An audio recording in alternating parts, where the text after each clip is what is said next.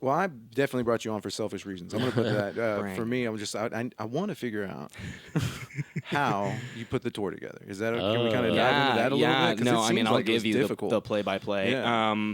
It truly is just one email at a time. Like Is it? really, really, really. It's emails, and then I would say like social media is kind of like 30% of it, of like reaching out to folks on those Like platforms, DMing. because it's really like, Yeah. how do I get in contact with these people? If I can get in contact with them, I can get an answer, and the answer is either yes or no, and so it's just Right. kind of a numbers game of like, how much do I need to put out there to make that work? I've been really blessed to have this kind of incorporated with queer community, which are great community builders, right?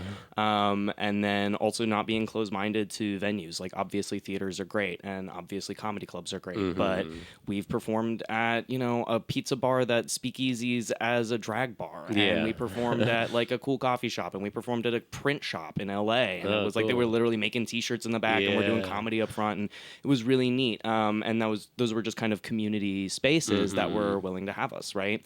And we're certainly within our budget, right? Which was Yeah. nice. When we So can do you have to rent ticket the splits. place out, kind of? Or do you It have to ask totally, for that? totally depends. Yeah. Some places give it to us for free because we are, kind of fundraising oriented, right? And so that's like their contribution. If they are a bar, usually they're like, if we make, $300, $400, $500 in bar sales, then like whatever, great. Yeah. You can Yeah. have it for free. If not, then we'll take a cut. Ticket splits are my preferred because I think that everybody benefits. I really love to get like a 20 to 80 or 30 to 70 ticket split with like 20 to 30 going to the venue, and like we get to keep the other like 70% or so. And some places are just like, just give us $400, and I'm like, okay. Yeah. And hopefully we recoup that back and then some. So that's been kind of the pricing around it. When you get a ticket split, it's nice because there's just no upfront cost that you have to cover, right? Yeah. So that's like kind of the ideal piece of that. And sometimes there's like, deposits and whatever. But for the most part, I think that especially being nonprofit and fundraising centered, that gives us a little bit of, not like to say a competitive edge, but like it's really convenient Yeah. because a lot of places will donate their space or give us a nice. discount or whatever for that, which makes it a little bit easier. And then also sometimes those community spaces have performance spaces, right? And so the nonprofit partners that we would have, so the good example of this is the LGBTQ Center of Western Montana and the Transformation Project in South Dakota. They have kind of a little performance space. And so we get to basically just split 50-50 with them because we're donating 50% of the proceeds from the show to the Right. nonprofits. Okay. nice. So when it is just at the nonprofit, then suddenly there's no venue cost So on top of it. That's which what I is was going great. to ask. Is there a specific organization that you donate portions of the sales to? So we do for the most part, a different organization everywhere that we go. We want to Okay. do like local. We want to like focus on kind of Okay, local so nonprofits. yeah, that's good. So wherever you're at, it's kind of you're giving to that Exactly. area. Yeah. So like give back to that spot, and that's been really neat to also get to meet so many cool Yeah. people doing great Yeah. work out there. And a lot of it is like almost single-handed. Like there's a really great the Transgender Resource Center of New Mexico and the Harriet Hatcher Center in Columbia, South Carolina. They're really small organizations, Yeah. and they are doing so much. It is Yeah, this is like wild. no one Like they're else's- like helping yeah. like hundreds and hundreds of people in the community in a small place, with zero support. Yeah. And so to me, when we're able to donate like $400 around, like that's like an average donation that we get to make, and we've donated up to Yeah, like that's great. 2,000 in one show, which is really Yeah. awesome for That's a great fantastic. turnout. Yeah. But when we have those kind of smaller donations where it's just a couple $100, I like, not to say I feel bad, but I'm just like, I wish Yeah. I could give more. Right. And I've had folks be like, no, you don't understand. This will cover operations costs for us for the next like 2-3 months. Yeah, And I'm like, 'cause- this is $400. Are you kidding me? Yeah, You were 'cause it's running like off they of don't- shoestring. Yeah, they don't get any. I'm sure hardly anywhere near those amounts, Right. on a daily or monthly basis. Exactly. So, it was really cool to kind of get to partner with those organizations, and also we benefit from that in their newsletter lists, and they have community that Yeah. comes to events, and they have folks that are kind Yeah. of involved.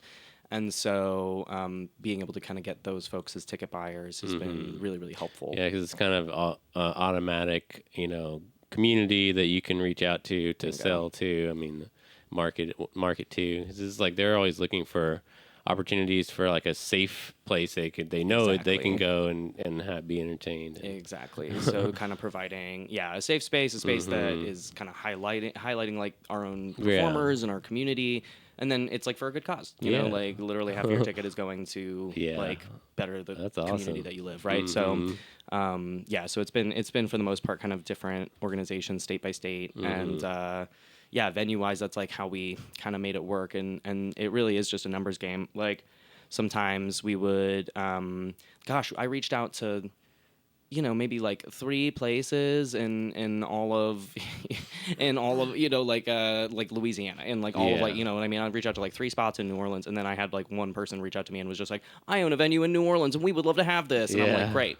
Right. And so there's like places where that's super easy. And then Maine, I don't know why. They were so hard. They were the hardest state to book. Really? Yeah, and a lot of times it almost did. I was like, is this transphobia? Like, what's going on? Yeah, right. Like, what's happening? And sometimes yes, right? And sometimes no. I think that moreover, they're just like, we don't like outsiders around here. It's like, I don't care who you are. Yeah, they literally were like, I had places be like, yeah, we find that like out of town acts don't do well here. And I was like, how many people do you even have in Portland, Maine? Like, come on. You don't want to take up Ed's spot. I know, it's so strange. So I reached out to over 30 venues in here before we got one yes from a cute little random pub called the East Ender, and they were like, we don't really do stuff like this and we don't really have a stage, but we would love this. And I was like, great, 10 out of 10. Awesome. We will bring the equipment. Thank you so much. Great. I'm so happy to have a venue. So do you have equipment with you? You kind of just take around? Yeah, and, I mean, so you just make it all happen too. Exactly. We were just kind of talking earlier about how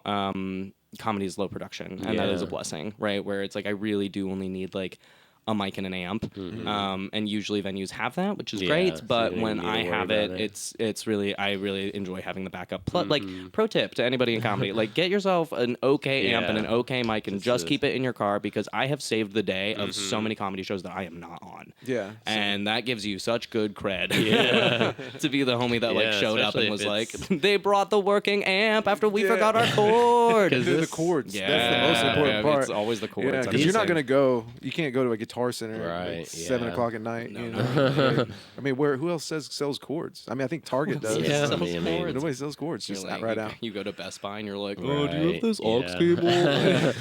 Yeah, nowadays it's like the PAs and stuff. There's so much, the technology is advanced to where it's like you can get like a really loud amp, that's not even very heavy, or very big, so you can keep it in your trunk or whatever. Yes. Home Depot has the job site amps, where it's just like those maybe work. a piece of string to like a cup, and then it's like kind of thing that looks like an old DeWalt radio. Yeah. And it's just I worked construction for a long time, so you would hear safety stuff from those, and they don't work. Oh yeah. They don't work. No, you're just like, I can ignore this. This is good. This goes with my coffee really well. But no, I was curious. So you look for venues. When you're looking for venues, do you have like a seat kind of account that you're looking for? Yeah, it really has been quite variable. We started out averaging around like, kind of 40, 50 people a show, and now we're averaging closer to like 100, which is amazing. Hey, congrats. Thank you. Yeah. You know what I mean? A lot of times I'm just like, how did we pull 100 people in Boise, Idaho? Yeah. I don't know anyone in Boise, exactly. Idaho. Like, that's and incredible. Do you think it's the community? I don't know. I've been running this kind of in how I saw people run kind of like garage style shows back in the early 2000s, which was for, like, literally music? sending out a single email to be like, hey, this random D&D group, hey, this random therapist office, hey, this random organization that does HIV/AIDS prevention, hey, this random like PFLAG, hey, every single PFLAG in the state, would you like a discount code? We would love for you to come see this show. And I like send out about 50 of those emails per location. Do you really? Yeah, and I just do like a little personal reach out to be like, love your work, thanks for what you do in the community, here's a discount code, we would love to laugh with you. And people really show up. Like we had like 100 people come to our show in Reno, Nevada, and like I don't know anybody in Reno. I ain't never been to Reno, and homies came out in droves, and it was literally like a shout out to like the one PFLAG mom that like sent put that on the newsletter list and was like every mom of PFLAG is coming in all of like northern Nevada is coming to the show. That's beautiful. I love that. Yeah, it's been really effective. So how much do you usually sell your tickets at then? We try to just price it 20. That's good. Yeah, just a that's $20 reasonable. ticket. That's a Yeah. good night's Yeah, entertainment. and right that there. way we can also like if we do a discount for folks like Yeah. and get them down to like kind of 15, then that's I feel like really doable. And I really have a mentality around. I mean, this is kind of old school from when I was doing like theater, but like if you have a $20 bill, that's a ticket. You know what I mean? And like Yeah. that feels like not a huge expense when you're Right. like when it's a good show. And I think anything more than that, even I'm like, God, I don't know, man. That's multiple bills. I Yeah. don't know. You know, I could get a whole sub from Jimmy John. That's right. That's right. That's a 24-inch pizza right Yeah, there. You know, exactly. so I think that we try to kick it at $20. Yeah. But I also have a personal Smart. policy if I can swing it with like the venue. To just never turn anybody away, and Yeah. I think that Yeah, I like is that. like it. I have 100% of the time that has paid itself back, if that makes sense. Where like we let in someone to a show for free and then they end up telling a bunch of their friends and you know those friends come to like the next 3 shows or like we've literally had like double shows where people show up and are like, oh, I don't have any money, and then they literally like go and come back and then give us like that and stay for another show. Nice. And so they'll like actually like pay the ticket after the fact because they had such a good time. And like that's so cool, Yeah. you know. And I think that really speaks to me and into that. Like I think that art should be free, and I think that like it is hard to do that. And so when we are able to kind of like give it away in love, usually I think it comes back to us in love too. That's awesome.